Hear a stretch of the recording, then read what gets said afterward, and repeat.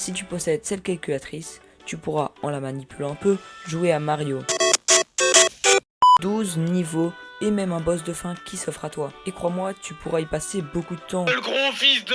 Parce que tu restes quand même sur une calculatrice et les touches sont pas toujours très faciles à utiliser. Mais il n'y a pas seulement Mario que tu pourras installer, mais aussi des jeux comme Flappy Bird, Donkey Kong ou encore Geometry Dash, ce qui est très utile quand t'as rien à faire en cours.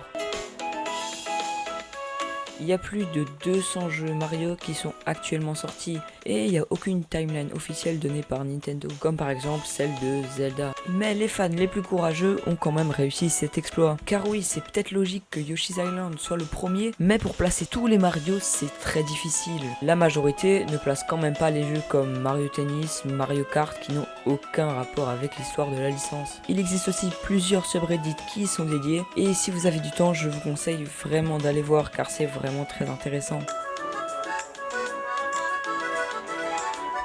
Après le succès des Mario 2D, certains modeurs ont fait une grande découverte. Il est possible de créer des remake. Ce sont des façons de changer le jeu pour modifier des trucs par-ci par-là pour créer ta propre version du jeu. Et qui dit niveau custom dit niveau hardcore. C'est là que les niveaux Kaizo sont nés. Et à ce moment-là, Nintendo, qui de base n'aime pas trop que les joueurs touchent à leur jeu, sortent un bonheur pour tous ces créateurs de niveaux, Mario Maker. Donc, comme prévu, 2 niveaux Kaizo commençaient à sortir. Et à l'intérieur de cette communauté se cache un joueur qui voulut prendre son temps pour créer le niveau le plus dur possible.